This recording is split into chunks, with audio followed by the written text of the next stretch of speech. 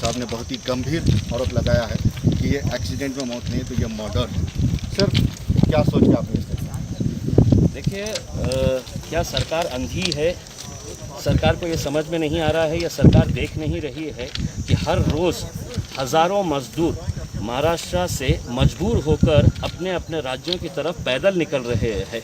इस तपती धूप के अंदर छोटे छोटे बच्चों को लेकर बुज़ुर्ग लोग, नौजवान लड़के, ये लोग या तो साइकिल के ऊपर 1400, 1500, 1600 किलोमीटर का सफ़र तय करने के लिए ये लोग पैदल इस वजह से निकल रहे हैं कि उन्हें कोई सुविधा नहीं दी जा रही है। मैंने खुद ने prime minister's office, railway minister, railway department, इनको सबको ट्वीट के जरिए बार बार ये बताया था कि कई हजार मजदूर यहाँ पर फंसे हुए हैं करके।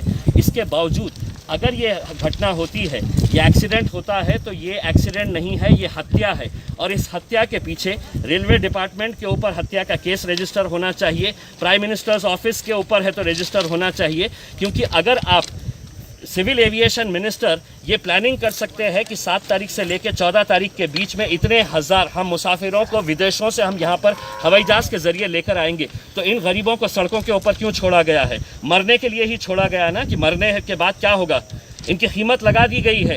शिवराज सिंह चौहान साहब ने 5 लाख रुपये का घोषणा की है, महाराष्ट्र के मुख्यमंत्री ने 5 लाख रुपये की कंपनसेशन की घोषणा की है, यानी कि इनकी मौत की कीमत 5-5 लाख रुपये रहेगी। तुम मरो, हम तुमको 5-5 लाख रुपये देंगे करके। अब होगा यही कि रेलवे मिनिस्टर, प्रधानमंत्री है तो कुछ दुख जताएंगे कि मुझे बहुत अफसोस हुआ है करके। रेलवे मिनिस्टर कहेगा कि मैं एक इंक्वायरी करवा रहा हूं, और उसी इंक्वायरी का नतीजा है ये जितने अधिकारी यहाँ पर आए हुए हैं, ये सब के ऊपर हत्या का केस रजिस्टर होना चाहिए। ये गरीबों को आज भी आप देखें, अगर आप रोड के ऊपर जाइए तो कितने 100 मजदूर आपको अभी भी रास्ते के ऊपर मिलेंगे जो रोड के ऊपर निकले हैं सिर्फ इस उम्मीद के ऊपर कि हमको कहीं ना कहीं कुछ ना कुछ सहारा मिल जाएगा करके। और ये भी जो मजदूर निकले थे इस उम्मीद के ऊपर निकले थे कि कम से कम हमें औरंगाबाद से जो ट्रेन जाने वाली थी जबलपुर, वो ट्रेन के अंदर हमको जगह मिल जाएगी करके इसमें। लेकिन क्या ये सरकार को दिख नहीं रहा है? हर रोज़ आप लोग ही दिखा रहे हैं, आपके चैनल के ऊपर ही दिखाया जा रहा है कि कैसे ये गरीब लोग सड़कों के ऊपर इतनी तपती धूप के अंदर 1400, 1500, 1600 किलोमीटर का सफ़र के तय करने के लिए निकले हुए हैं। तो मेरे हिसाब से मैं ये मान कर चलता हूँ कि ये एक्सीडेंट नहीं है, इसके ऊपर हत्या का केस रजिस्टर होना चाहिए। और तमाम दोषी लोग हैं जो इसको नज़रअंदाज कर रहे थे, जो विदेशों के अंदर रहने वाले हैं, वो पैसे वाले लोग हैं, तो उनको हवाई जहाज़ से लाने के लिए पूरी प्लानिंग की जा रही है कि कितने फ़्लाइट्स कहाँ से ऑपरेट होंगे करके। क्या ये अंधे हैं? इन्हें दिखता नहीं था कि इतने सारे मजदूर हैं, इन्हें रेलवे ऑपरेट करना चाहिए था? क्या ज़िला प्रशासन, सरकार ने क्या किया है? सिद्धार्थ साहब, सरकार ने ये किया था कि एक नोटिफिकेशन जारी किया और ये कहा कि इस ईमेल आईडी के ऊपर जितने भी मजदूर जाना चाहते हैं वो उस ईमेल आईडी के ऊपर है, तो आप अपना डिटेल्स अपलोड करिएगा, आपका आधार कार्ड अपलोड करिएगा, आपका मेडिकल सर्टिफिकेट अपलोड करिएगा। ये मजदूर जिनके पास ना स्मार्टफोन्स है, जिन्हें ना कंप्यूटर ऑपरेट करना आता है, ये मजदूर लोग ऑपरेट करे होते ऑनलाइन करके। कोई डॉक्टर है तो इन्हें सर्टिफिकेट देने के लिए तैयार नहीं था। और ऐसी हालत के अंदर आप कहते हैं कि नहीं, आपको अगर ट्रेन से जाना है, आपको सफ़र करना है, तो आप जाइए ऑनलाइन के ऊपर अप्लाई करिएगा, आधार कार्ड ले लीजिएगा उसमें। कोई डॉक्टर जब करने के लिए तैयार नहीं था, और आखिरकार 3 दिनों तक आप देखे हैं कि हर जगह के ऊपर इतनी भीड़ लगी हुई है कि डॉक्टर्स का कहीं से सर्टिफिकेट मिल जाए, और कल दोपहर में जाकर सरकार चेंज कर देती है, नहीं हमको डॉक्टर का सर्टिफिकेट नहीं चाहिए। अब आप जाइए रेलवे स्टेशन के ऊपर जाइए, और आपको है तो सिर्फ डॉक्टर है तो आपका थर्मामीटर से चेक करेगा।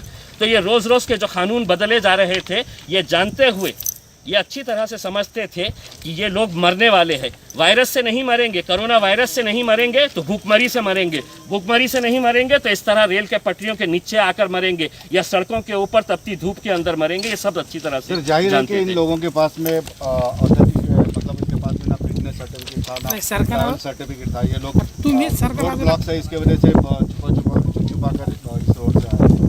तो जिला प्रशासन भी यहाँ पर थोड़ा सा जिम्मेदार लगता है? 100% जिम्मेदार है, जिला प्रशासन भी जिम्मेदार है उसमें। क्या ये सरकार की जिम्मेदारी नहीं है, प्रशासन की जिम्मेदारी नहीं है कि आप अपने कम से कम, महाराष्ट्र जो है वो हमारी संस्कृति नहीं है इस तरह से गरीबों को, इस तरह से हम लोग जो उनकी पीड़ा देखते हुए हम नज़रअंदाज करें करके। ये सरकार की जिम्मेदारी थी कि कम से कम बसेस लगाए, महाराष्ट्र के बॉर्डर तक उन्हें बसेस तक पहुँचाया जाए। आप जानते हैं अच्छी तरह से, मैंने खुद ने कितने लोगों को ऐसा देखा है कि जो बसें साइकिल के ऊपर नौजवान लड़के निकल पड़े हैं कि नहीं साहब अब हम रह नहीं सकते हैं। और किस बात के लिए? कि उनको 2 वक्त की रोटी नहीं मिल रही है। कम से कम हम अपने घर जाएंगे, अपने घर में जाकर हम अपने परिवार के बीच में अगर हम मर गए तो चलेगा, लेकिन हमें यहाँ नहीं रहना है। और कितने दिन हो गए हैं, कोई 2 दिन 4 दिन का अगर होता तो हमको भी समझ में आ गया होता, लेकिन अगर 1.5 महीने के ऊपर हो गया है और ये प्रशासन पूरी तरह से अगर इस तरह से इंतज़ार कर रहा था कि कितनी मौतें होगी करके।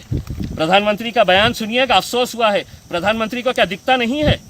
प्रधानमंत्री टीवी देखते नहीं है क्या? ट्वीट्स पढ़ते नहीं है क्या?